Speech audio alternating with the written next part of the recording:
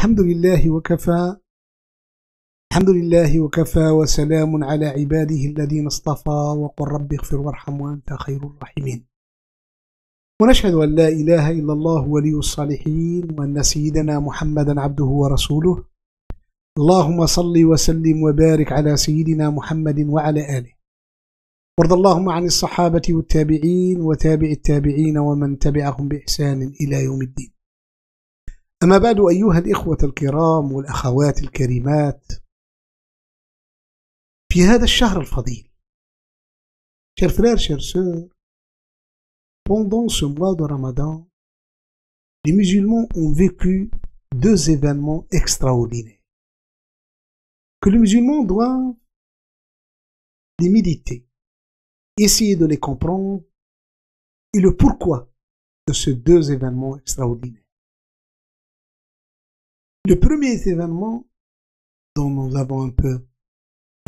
je vais un peu vous parler, c'est la bataille de Badr. Cette bataille qui s'est déroulée le 17 du mois de Ramadan et du premier Ramadan des musulmans, en l'année 2 de l'Hégire. Donc, il a vécu cette guerre. C'est une bataille qui a été, en principe, une bataille défensive.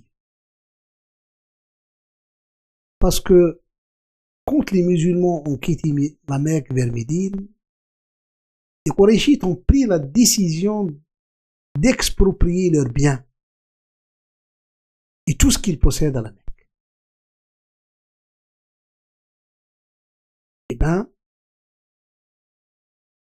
Et comme Quraysh était une tribu donc mercantile qui fait le commerce entre l'Arabie et le Cham, c'est-à-dire le Moyen-Orient actuellement, et même avec le sud du Yémen, il y avait une grande caravane qurayshite qui devait passer donc dans la région de Médine. Et les musulmans, pour reprendre leur dû, ils ont dû aller aussi à la rencontre de cette caravane.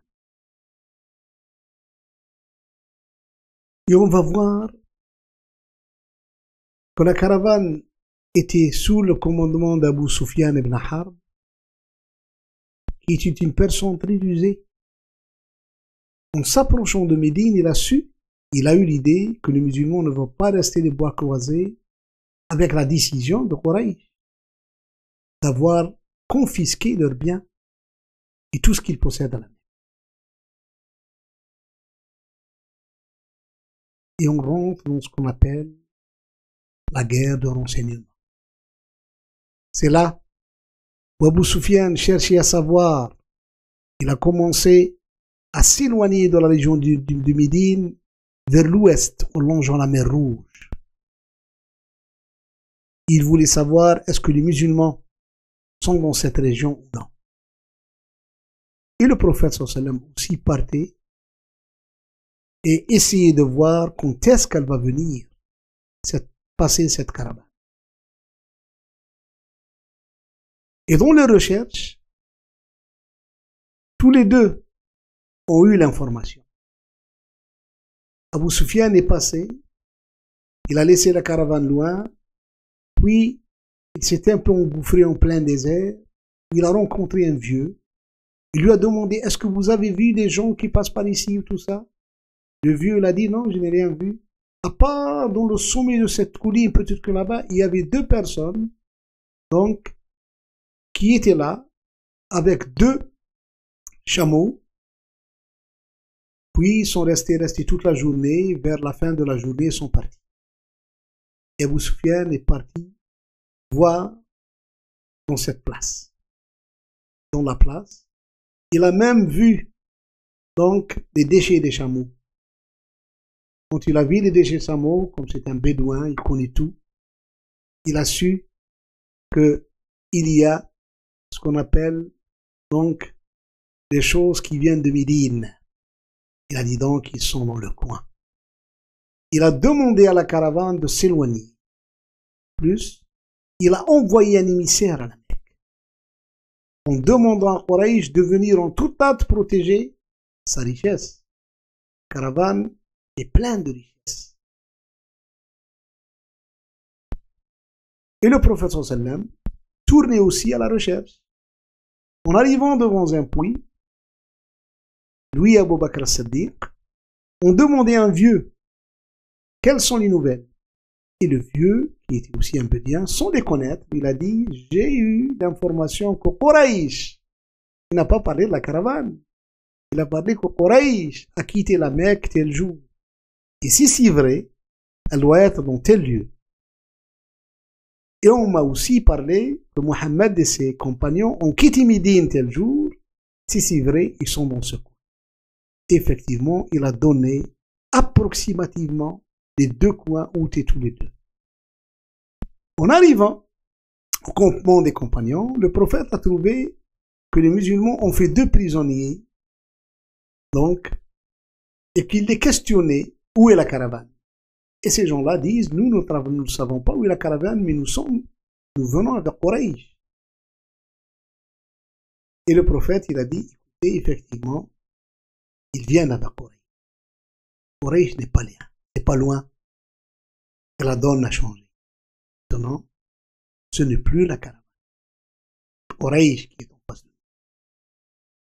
Pour cela, Allah, quand il dit dans Sourate Al-Anfal: كما أخرجك ربك من بيتك بالحق وإن فريقا من المؤمنين لكارهون يجادلونك في الحق بعدما تبين كأنما يساقون إلى الموت وهم ينظرون.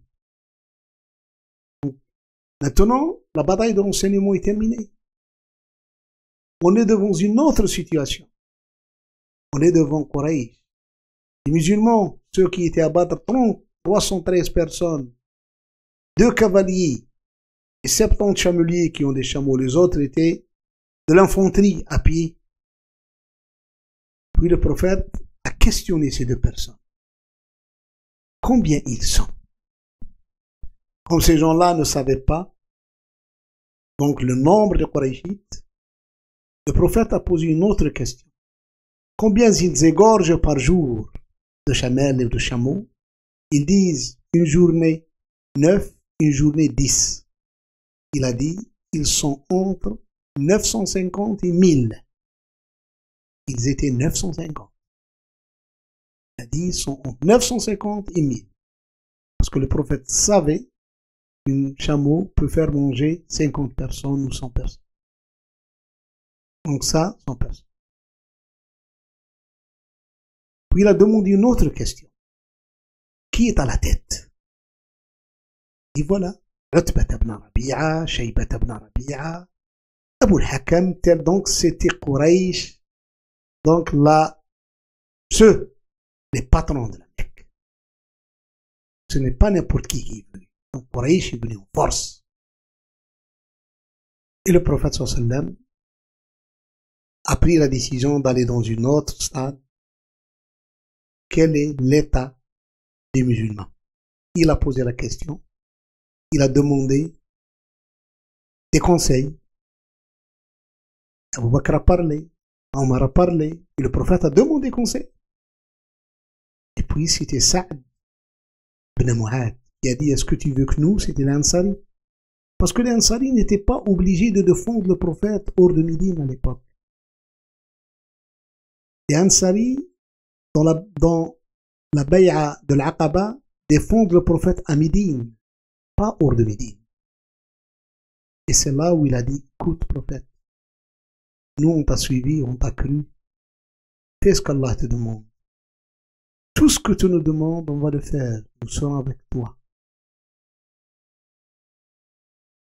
C'est pour cela, les musulmans sont. Et puis, 4e étape, la stratégie de la bataille.